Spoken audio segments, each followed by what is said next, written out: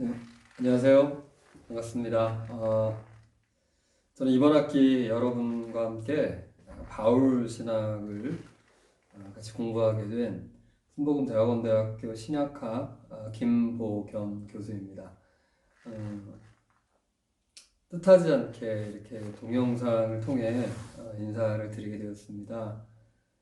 코로나19 사태로 인해서 학교 대면 강의가 강의실에서 정상적으로 이루어지지 않게 된 점을 좀 안타깝게 생각을 합니다.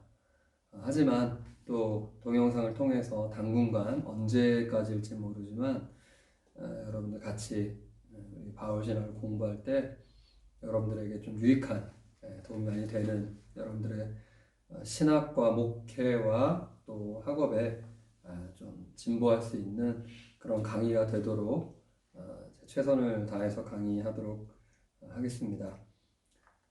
지금 박사과정 또 우리 석사과정 THM 이상 과정 IMP, PhD, THD 여러분들 같이 공부를 하시게 되는데 저와 같이 MDB 때부터 공부하신 학생들도 계시고 또 처음 저를 뵙는 분들도 계시고 한데 어쨌든 합력하여서 좀 선을 이룰 수 있도록 저도 최선을 다하겠습니다. 여러분들 많이 협조해 주시고 같이 동참해 주시면 유익한 강의가 될 것 같습니다. 저에 대한 그 개별적인 인사는 강의실에서 뵙고 제가 차근차근 하도록 하고요. 저는 현재 우리 대학원대학교에서 이제 제가 유일하게 이제 신약학 교수로 있습니다. 우리 강사님들, 훌륭한 강사님들이 계시고 저는 6년째 대학원대학교에서 강의를 가르치고 있습니다. 그리고 현재 청주에 있는 은총 순복음교회에 청년국장 부목사로 11년째 지금 심하고 있습니다. 자, 그럼 저희가 공부할 과목을 잠깐 좀 살펴볼까요? 네. 저희가 공부할 과목은 Theology of Paul, 그래서 바울의 신학 이렇게 되어 있습니다. 사실 우리 기독교를 여러분들 신앙생활을 하시고 또 이렇게 신학까지 오셔서 지금까지 공부해 오시는 그 과정 속에 보면 아주 그 중요한 위치를 차지하고 있는, 아주 큰 비중을 차지하고 있는 것이 아마 바울일 것입니다. 왜냐하면 우리가 신약 성경 27권 중에 13권을 바울이 쓴 서신을 가지고 우리가 정경으로 보고 있죠. 그렇기 때문에 우리 여기 이제 그 참고도서에도 나옵니다만 바울서신서론이란 책을 쓴 그 데이빗 웬함 같은 경우 바울서신서론을 보게 되면 웬함의 견해는 심지어는 바울 기독교의 창시자, 혹은 제2의 창시자.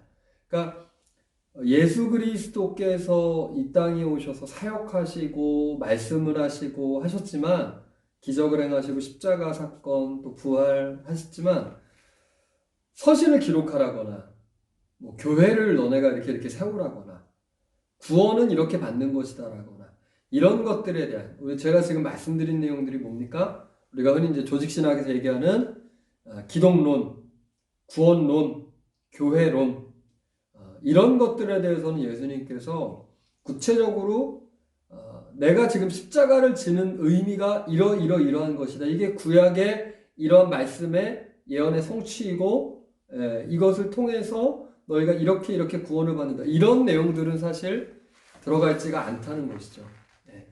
근데 그런 것들을 이제 좀 신학적으로 논리적으로 규명하고 정리해 놓은 것이 바로 사도 바울이다. 그렇기 때문에 바울을 기독교의 창시자다라고 할 만큼 그렇게 이야기를 하는 사람들도 있습니다.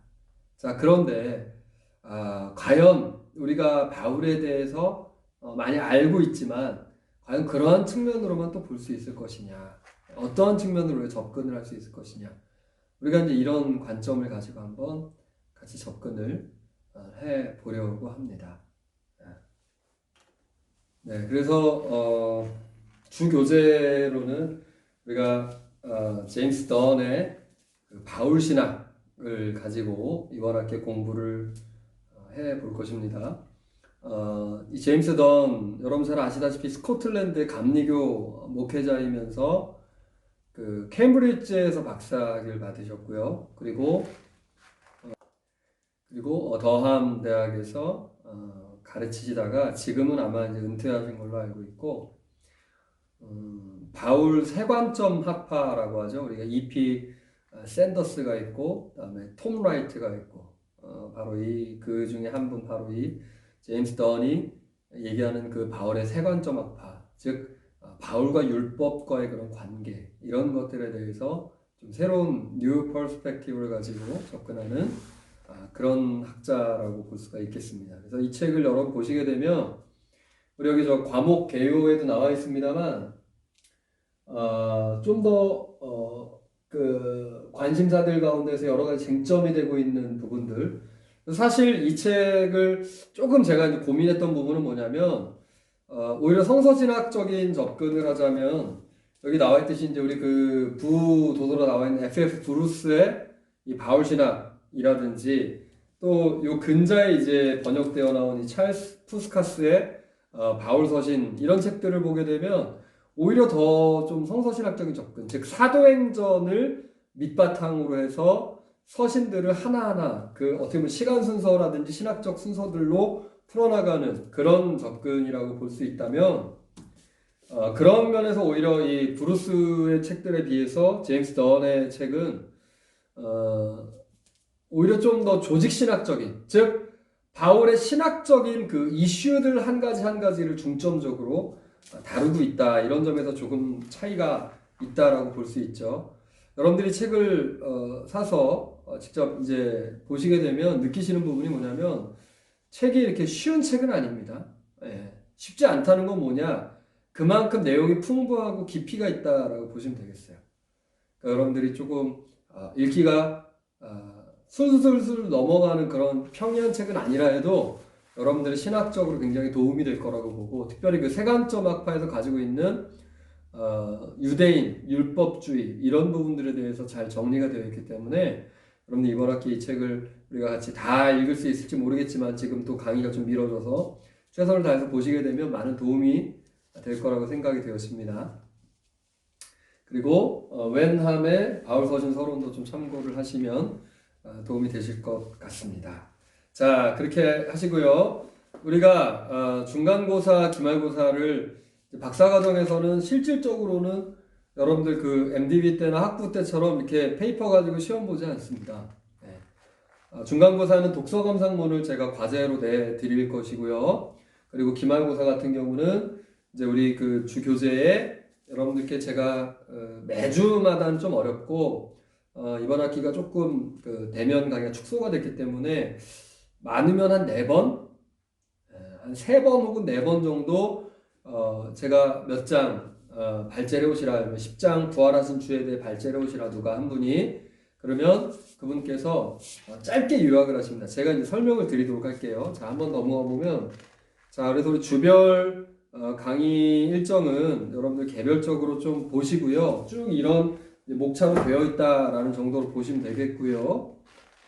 자, 15주까지로 되어 있는데 지금 그 학사 일정이 어떻게 될지 조금 차질이 아마 있을 것 같습니다. 그래서 몇 주까지 갈지 잘 모르겠어요. 중간에 또 휴일이 있죠. 8주째에는 어린이날 휴강이 있어서 어떻게 될지 모르겠습니다. 우리 수업은 화요일 날 4교시, 그리고 오후 3시부터 3시 10분부터 5시 10분까지가 화요일 날 진행이 되겠습니다. 네, 그래서 이제 그 첫날 오실 때는 저랑 대면 강의를 하시게 되면 이 제임스 던의 바울신학만 준비를 해오시면 되겠어요. 다른 책들은 개별적으로 참고를 하시기 바랍니다. 자, 과제를 여러분께 내어드리는데, 이 중간고사 대체과제 독서감상문입니다. 5권의 책을 제가 과제로 드립니다. 충격받으셨나요? 네. 근데 5권을 다 읽으라는 얘기가 아니라, 여기 다 지금 우리가 나눠야 될 그런 신학적인 이슈들에 다 도움이 되는 책들이어서 한 권만 택하셔서 그 한 권만 읽으시고 감상문을 해오시면 되겠습니다. 자, 첫 번째 참고도서는 이 책입니다. 우리 MDB 때 제 수업 들으신 분들은 많이 소개 받으셨죠? 2020-2040 한국교회 미래지도라는 이 최윤식 그 박사가 쓴 생명의 말씀에서 나온 책인데요. 여기 보시다시피 한국교회 미래지도가 1권이요. 2권이 또 나와 있습니다. 2권 말고 2권은 좀 너무 좀 교회 재정에 관해서 너무 집중을 하고 있기 때문에 2권은 말고 1권을 좀 잘 읽어보시면 좋을 것 같아요. 도움이 많이 됩니다. 여러분들 앞으로의 목회 여정에 대해서.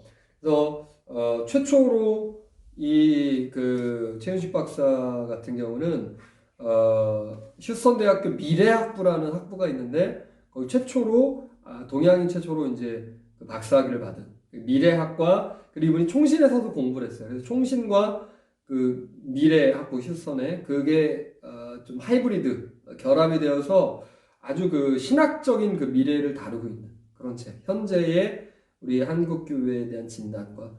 이 책을 아마 제가 강의하면서도 종종 이제 인용을 하게 될 겁니다. 이 책이 이제 첫 번째 과제 도서고요. 다 읽으실 얘기가 아니라고 했어요, 그죠?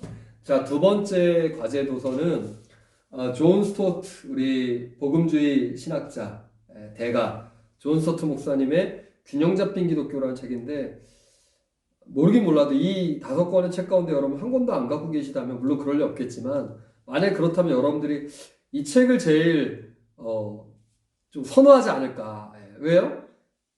두께가 얇아요. 분량이 조금입니다. 실제로 한국말로 이제 뒤에 영어 원문이 담겨 있고요. 한국말로는 한 86페이지, 7페이지밖에 안 되기 때문에 맘만 먹으면은 뭐 하룻밤에도 읽을 수 있는 그런 책입니다. 이 책도 한번 눈여겨보시기 바라겠고요. 네, 세 번째 도서는 여러분들 잘 알고 계신 책입니다. 아마 거의 보셨을 거예요. 우리 신약을 공부하시면서 신약의 배경을 이해하기 위해서는 이만한 책이 없다. 우리 통박사 조병호 박사님의 성경과 5대 제국, 이 책을 또 세 번째 과제 도서로 드립니다. 책은 많이 보셨죠? 많이 알고 계시죠? 그래서 이 책도 주제 도서로서 과제 도서로 드리게 되고요. 네 번째 권해드리고자 하는 책은 우리가 그 MDB 과정에서 토마스 슈라이너의 그 간추린 신약 신학을 우리가 신약 신학 시간에 강의를 했었죠. 그래서 already not yet, 이미 아직 아니의 신학을 가지고 있는 이 토마스 슈라이너의 그 바울과 율법, 직접적으로 우리 강의에 아마 큰 도움이 될 만한 책입니다. 그리고 마지막 5번째는 우리 본 수업의 주교재 제임스 던의 그 바울 신학, 그 제임스 던과 함께 톰 라이트와 함께 바울의 세관점 학파 중에 한 명인 바로 E.P. 샌더스의 바울 율법 유대인을 또 추천을 해드립니다. 과제 도서로서. 그래서 이 5권 중에 한 권을 여러분들이 선택을 해서 한 5매에서 10매 분량의 소논문, 서론, 본론, 결론을 가지고 소논문을 짧아요. 그러니까 5매면은요, 여러분들 이제 부담을 갖지 마시라고 제가 좀 설명을 드리자면, 자, 서론에서는 뭘 쓰면 되겠어요? 도입을 쓰십니다. 도입. 일반적인 지식, 이 독서를 하게 된 배경 등등을 우리끼리니까 편안하게 쓰셔도 좋아요. 내 경험에 맞춰 써도 좋고, 너무 학술적인 얘기를 안 해도 좋고, 해도 좋고. 그런데 한 가지만 좀 고려를 해주시기 바랍니다. 첫 번째 뭐냐? 첫 줄이 중요해요. 여러분들 앞으로 이제 논문을 쓰실 겁니다. 학위를 받으시기 위해서 논문을 써야 되는데, 이 논문을 제가 길잡이를 해드릴 거예요. 근데 그 논문에 제일 중요한 게 무엇이냐? 첫째로 중요한 것이 무엇이냐? 첫 줄이 중요하다. 논문의 첫 줄. 그 첫 줄 쓰는 연습을 해보는 겁니다. 근데 여러분들이 첫 줄은 여기 보이시죠? 우리 한번 읽어볼까요? 시작. 목적 진술로 시작을 해야 된다. 그러니까 내가 이 글을 쓰는 목적, 내가 이 연구를 하는 목적은 무엇이다. 내가 이 소논문을 쓰는 목적이 무엇이다를 아주 간결하고 명료하면서도 아주 집약적으로 명확하게 진술할 수 있어야지 그 글이 좋은 논문이 될 수 있다는 것이죠. 그래서 예를 들자면 이렇게 하는 것입니다. 본 소논문은 2040 한국교회 미래지도를 읽고 현재와 미래의 한국교회가 직면하고 대비해야 할 문제와 그 대안에 관하여 고찰하는 데 그 목적이 있다. 어떤가요? 잘 썼나요? 제가 지금 인터넷 강의 준비하기 전에 잠깐 한 5분 동안 이 준비하면서 쓴 건데, 그러니까 하나도 어려울 게 없어요. 예. 정말 어려울 게 없습니다. 그냥 내가 이 책을 읽고 이런 관점으로 연구하고 내가 이 고찰하기 위해서 이 쓰는데 목적이 있다. 이렇게 한 줄로 딱 요약하는 거. 요것만 좀 잘 써주시면 좋겠어요. 서론에서는. 그 뒤에는 블라블라블라 뭐 그냥 쓰시면 됩니다. 자, 본론은 뭘 쓰면 되겠어요? 이 책에 대한 요약을 쓰시면 돼요. 뭘 떠오릅니까? 요약하니까. 예, 여러분들 MDB 공부하시면서 발제 많이 해보셨죠? 발제하는 거예요, 발제. 자, 그런데 일부분 요약도 가능하다. 즉, 책을 전체 다 쓰라는 게 아닙니다. 예, 예를 들면 내가 균형 잡힌 기독교의 한 부분을 발췌해서 요약을 하겠다. 뭐 거기에 여러 가지 주제들, 예를 들면 진보와 보수다. 뭐 등등등 나와요. 그럼 나는 그 주제에 대해서 요약을 해보겠다. 예. 그래서 그것만 요약하시면 됩니다. 그러니까 A4 3페이지면요. 여러분들 충분히 뭐 MDB 때 너무너무 많이 아마 거의 뭐 한 학기에 뭐 적어도 뭐 3번, 4번, 5번씩 해보셨을 그 작업을 하시는 겁니다. 간단해요. 요약을 하시고 거기에 대한 뭘 하신다? 간략한 논찬을 하는 거예요. 그러니까 내가 여기에 대해서 느낀 점, 뭐 평가할 점, 아니면 다른 학자의 다른 책에서 본 견해 이런 것들을 넣으시면 되겠죠. 그리고 마지막 결론 부분에서는 이 앞에 쓰신 내용들에 대한 요약과 커멘트를 하시면 됩니다. 반론을 쓰셔도 좋고, 뭐 질문을 해도 좋고요. 앞으로의 전망, 내가 이 부분에서 읽고 나니까 이런 것들을 느꼈기 때문에 앞으로 이렇게 좀 더 연구를 해봐야 되겠다 등등등 좋습니다. 무엇이든 좋아요. 그래서 이 내용은 한 페이지 정도 들어가게. 그러니까 서론 한 페이지, 그리고 결론 한 페이지, 본론에 한 3페이지 정도 하면 훌륭한 여러분들 수어 논문이 작성이 될 거라고 봅니다. 각주를 이 읽으신 과제 도서에서 따오셔도 좋고 성경을 넣어도 좋고 해서 각주를 한 10개 정도 넣으시면 더 좋을 것 같아요. 제가 강의실에서 더 자세히 설명을 드릴 것이고, 그래서 그 강의실에서 뵙기 전까지 여러분들이 하셔야 될 일은 뭐겠습니까? 과제 도서를 사서 읽으시면 좋겠죠. 그리고 좀 더 부지런한 분은 뭐까지 하면 좋겠어요? 이걸 좀 내가 요약을 해봐야겠다. 요약 정리해봐야 되겠다. 관심 있는 그 챕터에. 뭐 서론을 쓰셔도 좋습니다. 저한테 오셔서 한번 보여주시면 좋겠죠? 이해되세요? 예. 지혜로우신 분은 교수님 제가 한번 이만큼 써봤는데 요것 좀 한번 봐주시고 좀 이렇게 좀 코치를 해주세요. 저한테 좀 지도를 해주세요. 논문 지도 받듯이. 제가 넉넉하게 충분히 해드릴 수 있습니다. 그래서 우리가 개강한 이후에 이 과제는 이제 발제 같은 경우는 그 우리 제임스 던의 바울 신학을 보시고 이 기말고사를 대체하는 이 발제는 수업 시간에 제가 한 3번, 4번, 5번 하시게 될 거라고 했죠. 3, 4번 정도 A4 한 2페이지 분량으로 요약과 코멘트 짧게 그 훈련을 하는 겁니다. 그리고 독서 감상문 지금 내드린 그 중간고사 과제는 40% 들어가는데 5월 12일까지 제출을 하시면 좋겠습니다. 5월 10일. 그러니까 지금 우리가 3월 오늘이 지금 중순이기 때문에 한 2달 정도 시간이 남았으니까 뭐 너무 여유 있죠. 일주일이면 쓰십니다. 넉넉하게. 한 달이면 써요. 그죠? 준비를 해 주시기를 당부를 드리겠습니다. 질문 있으시면 우리 강의 계획서에 보시면은 우리 그 학교에 그 홈페이지에 가시면 온라인 학사 시스템에 가면 그 강의 계획서가 올라와 있습니다. 거기에 제 연락처가 나와 있으니까요. 뭐 카톡으로 주셔도 좋고 전화로 주셔도 좋고 연락을 주시기를 부탁을 드리겠습니다.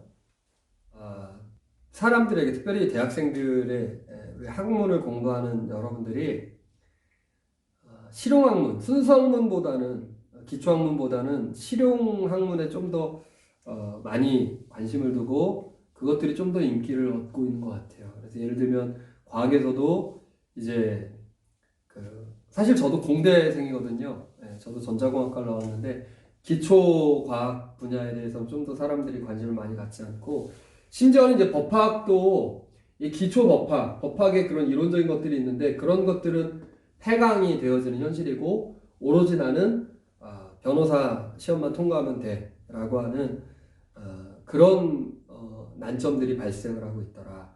그러다 보니까 점점 인문학이라든지 그 순수학문에 대한 관심들이 많이 낮아지고 있는 것이 사실입니다.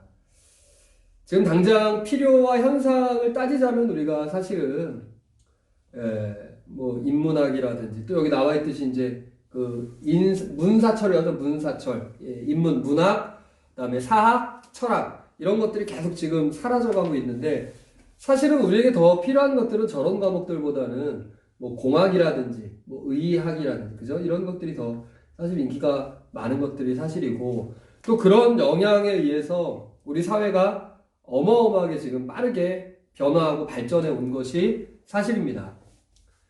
여러분 혹시 포노사피엔스라는 말을 들어보셨나요? 포노사피엔스.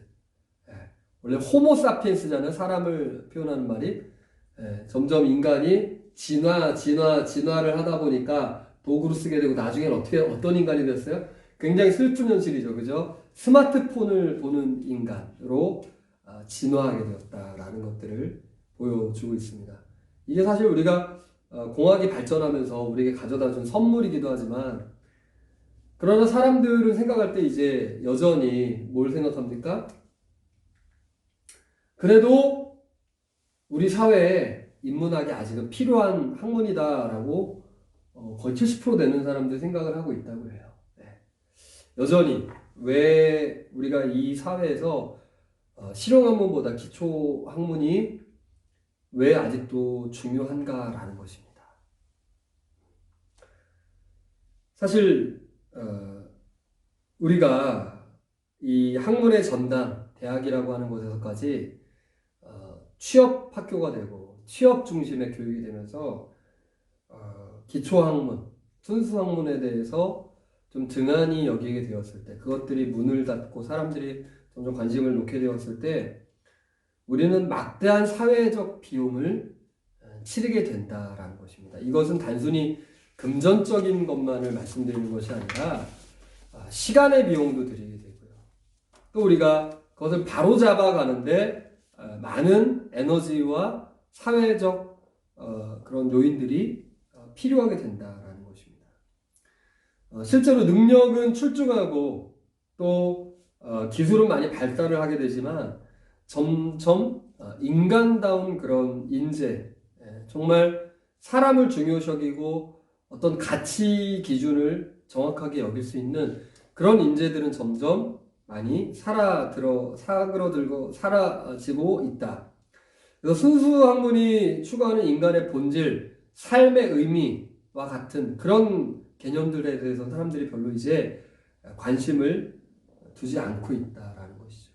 왜 우리가 돈을 벌어야 되고, 왜 우리가 오늘 하루 숨쉬고 있고, 왜 우리가 이렇게 살아가고, 또 왜 목표를 향해서 나아가고 있는가 하는 이런 질문에 대해서는 답을 찾기가 어려워지고 있다라는 것이에요. 그리고 자꾸만 기능적으로 이제 앞으로 위로 자꾸 라이벌 중심의 자꾸 경쟁 이런 사회로 나아가다 보니까 점점 사회는 각박해지고 피폐해질 수밖에 없다.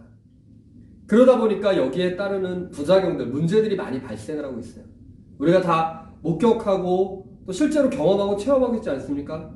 어떤 것들이죠? 갑질 문화라든지 차별의 문제라든지 뭐 입시 비리, 취업 청탁, 물질 만능주의 그리고 결혼과 출산에 대해서도 점차 사람들이 우리 젊은 세대들이 중요한 가치를 두지 않는 사실 그 자녀 양육이나 출산 문제에 대해서는 우리 사회적인 그런 배경의 문제들도 분명히 있습니다만 그런 것들 간과할 수 없습니다만 그러나 더 한 걸음 들어가 보게 되면 가치 기준이 점점 변화하고 있다는 것이죠. 우리 젊은 세대들이 그것에 별로 희생하는 그런 가치들을 두지 않으려고 한다는 것.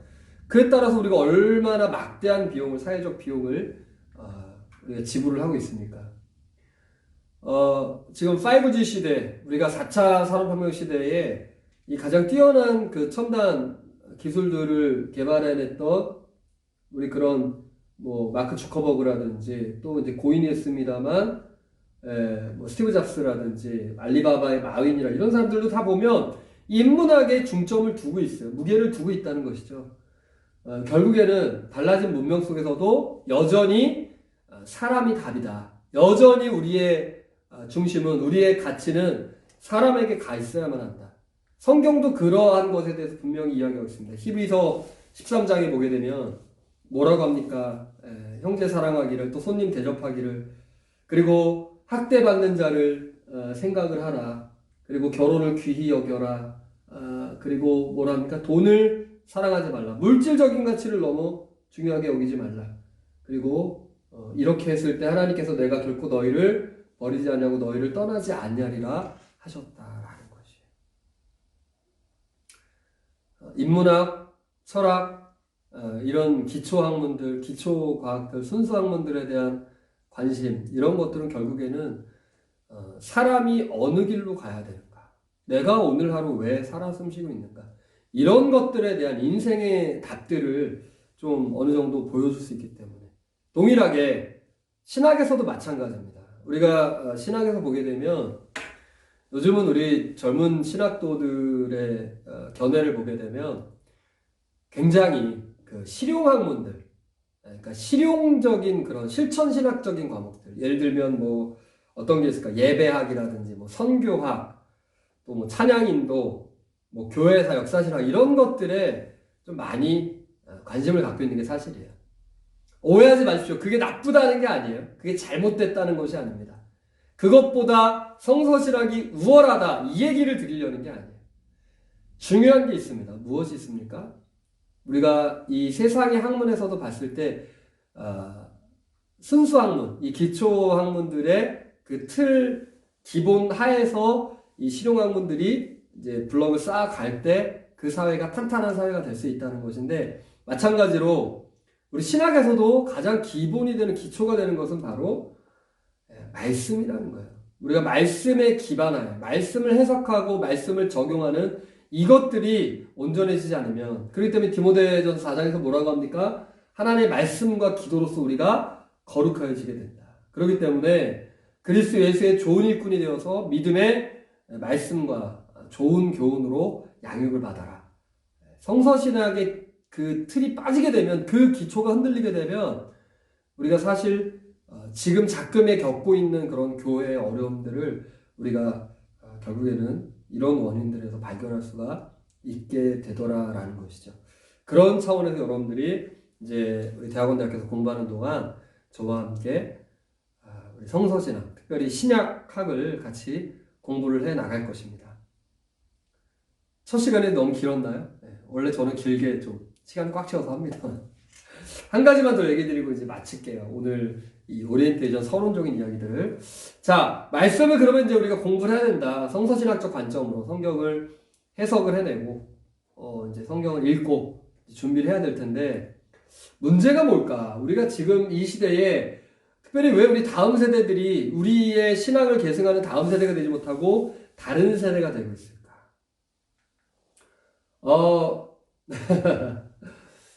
재밌겠네. 너무 재밌게 보죠. 몇 해 전에, 10수년 전에 3D 영화가 유행을 하기 시작합니다. 3D가 나왔어요. 3D. 그죠? 3D 뭡니까? 3 dimensional. 그래서 3차원이라는 얘기예요. 3차원.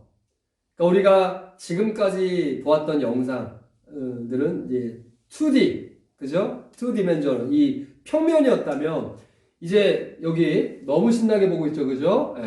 뭐 표정이 뭐 그냥 뭐 요새 극장도 못 가는데. 자, 요 3D 안경을 쓰게 되면 입체적으로 보이게 됩니다. 막 그 공룡들이 막 나와서 이렇게 막 화면 밖으로 나가서 그죠? 막 이렇게 하고 그죠? 막 동물들이 막 이렇게 사람이 막. 자, 3D가 나오고 나서 몇 해 안 있다가 뭐가 나왔어요? 4D가 나옵니다. 4D. 그죠? 4D 영화관. 그 4D는 영상이 살아있을 뿐만 아니라 뭐가 됩니까? 바람이 불어요. 바람이. 극장에서 앉아있는데 막 바람이 극장에 저 영화 속에서 바람이 부니까 나한테도 바람이 붑니다. 향기가 나요. 막 향기가. 막 음식 냄새 막 납니다. 배고파 죽겠네. 치킨 극한 직업 막 치킨 냄새 납니다. 그죠? 의자 막 움직이고요. 그죠? 심지어 막 폭포 속에 들어가니까 물 막 뿌려나와요. 그죠? 자, 사람들이 왜 3D, 4D, 왜 이렇게 이런 영화들에 막 열광을 하고 비싼 돈을 지불해서 왜 이런 영화관에 가는 것일까요? 그 이유가 뭘까요? 바로 실감나게 느껴라. 한번 따라해 보실까요? 실감나게 느껴라. 실감나게 느껴라. 좀 우리 그 교회적인 용어로 바꿔보겠습니다. 체험되어져. 체험이 된다. 체험하게 된다. 우리 이 세대, 지금 이 세대는 체험에 열광하는 세대다. 체험되어야 된다. 우리 교회가, 우리 신학이 지금 반성하고 다시 한번 좀 나아가야 될 방향이 저는 여기에 있지 않나 생각이 듭니다. 우리가 복음이라는 팩트, 우리 예수 그리스도께서 살아서 역사하시고 또 말씀하시고 가르치시고 행하신 그 사실이 있어요. 우리가 이제 해나갈 작업은 뭡니까? 바로 그 사실을 해석하는 일을 해나가요. 그리고 그 해석을 통해서 다시 어떻게 된다? 그 해석이 우리의 삶의 팩트로서, 사실로서 되살아나는, 체험되어지는 그 과정들을 우리가 경험을 해야 된다라는 것이죠. 그렇기 때문에 우리 마가복음을 시작하면 마가 기자가 이렇게 이야기하고 있어요. 우리 중에 이루어진 이 사실, 이것이 곧 그리스도의 복음이라는 것이죠. 그리고 나도 이 누가복음에 보면 누가가 뭐라고 합니까? 전하여준 그대로 나도 그대로 전하여줘서 그것이 직접 내가 체험한 것, 목격한 것이 그대로 체험되어지다. 그래서 우리가 이제 이번 학기 또 여러분들 우리 대학원대학교에서 이제 공부하는 과정 속에 우리가 해야 될 일은 우리가 읽는 성경, 성서가 그냥 2000년 전의 문서가 아니라 예수님의 행적을 기록해 놓은 그냥 역사책이 아니라 그것이 실제 우리 삶에 살아 숨쉬는, 체험되어지는 우리가 이루어진 사실을 그대로 전한 것을 또 우리가 이어받아서 그대로 체험이 되어지는 그런 우리 공부가 되었으면 합니다. 이번 학기에 우리가 그런 목적을 가지고 목표를 가지고 함께 공부해 나가기를 간절히 소망을 합니다. 결론적으로 우리가 이렇게 성서신학적 관점으로 이제 바울 신학을 접근을 해볼 텐데 바울 신학의 중요한 두 맥락 축이라고 할 수 있는 첫 번째 그리스도 중심성. 바울의 신학에 있어서 사실 바울이 유대인이잖아요. 유대교의 신앙을 가지고 또 신학을 가지고 그가 유대교 신학에 아주 철두철미했던 사람. 그래서 과연 유대교의 그 유산들을 다 버려두었느냐 그의 서신들을 살펴보면서 하나님과의 관계 그리고 바울의 율법관 이런 것들을 한번 그리스도 중심성이라는 주제 토마스 슈라이너의 신학과도 매우 연결이 되어 있는데 그에 대한 이 샌더스의 또 관점이 있죠. 이피 샌더스의 관점 이런 것들을 같이 살펴보면서 우리가 이 세관점학파가 주장하고 있는 것은 무엇이냐 바울에 대한 오해가 있다는 거예요. 오해. 너무 그 과거와의 간절이라든지 또 유대교의 관계성에 있어서 오해되는 부분들을 좀 바로 정립을 해보자. 그리고 또 한 가지는 선교지향적인 신학이라는 것이죠. 이 선교지향적인 신학이 갖고 있는 특징은 무엇이냐라고 얘기를 하자면 결국에는 그 신학이 복음 중심적인 그리고 중생 중심의 신학이다. 그러니까 이것을 통해서 과거와의 또 그 옛사람이 죽어지는 그 경험들 이것들이 결국에는 그 바울의 선교할 수 있는 동력이 되었다는 것이죠. 그렇기 때문에 그런 관점으로서 한번 우리가 이 두 축을 가지고 바울의 그 신학적인 이슈들을 이번 학기 한번 같이 다뤄보도록 하겠습니다. 하여튼 여러분들 그 새로 신입생으로 들어오신 분들도 환영하고요. 또 지금 공부 중이셨던 분들 앞으로 논문 쓰셔야 될 텐데 이번 학기 바울 신학 수업이 여러분들에게 많은 도움이 될 수 있기를 바라겠습니다. 네, 오늘 수업은 여기서 마치겠습니다. 다음 시간에 다시 뵙겠습니다. 감사합니다.